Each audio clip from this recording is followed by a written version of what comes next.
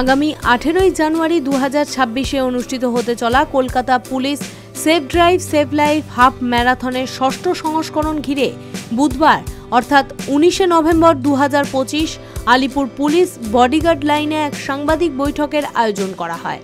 এই বছরের ম্যারাথনটিকে একটি আন্তর্জাতিক মঞ্চের কোয়ালিফায়ার ইভেন্ট হিসেবে ঘোষণা করা হয়েছে, যা কলকাতার দৌড় সংস্কৃতিতে এক নতুন মাত্রা যোগ করল। এবারের হাফ ম্যারাথনের সবচেয়ে বড় আকর্ষণ হলো এই প্রতিযোগিতাটি 2026 সালের 22 আগস্ট থেকে 3রা সেপ্টেম্বর দক্ষিণ কোরিয়ার ডেগুতে অনুষ্ঠিতব্য ওয়ার্ল্ড মাস্টার্স অ্যাথলেটিক্স চ্যাম্পিয়নশিপ 2026-এর জন্য একটি অফিসিয়াল কোয়ালিফায়ার ইভেন্ট হিসেবে স্বীকৃতি পেয়েছে। এই স্বীকৃতির ফলে 35 বছর বা তার বেশি বয়সী ভারতীয় অ্যাথলিটরা এই মঞ্চ থেকে হাফ ম্যারাথন বিভাগে যোগ্যতা অর্জন করে বিশ্ব চ্যাম্পিয়নশিপে ভারতের প্রতিনিধিত্ব করার সুযোগ পাবে। সাংবাদিক বৈঠকে উপস্থিত ছিলেন কলকাতার পুলিশ কমিশনার মনোজ কুমার ভার্মা।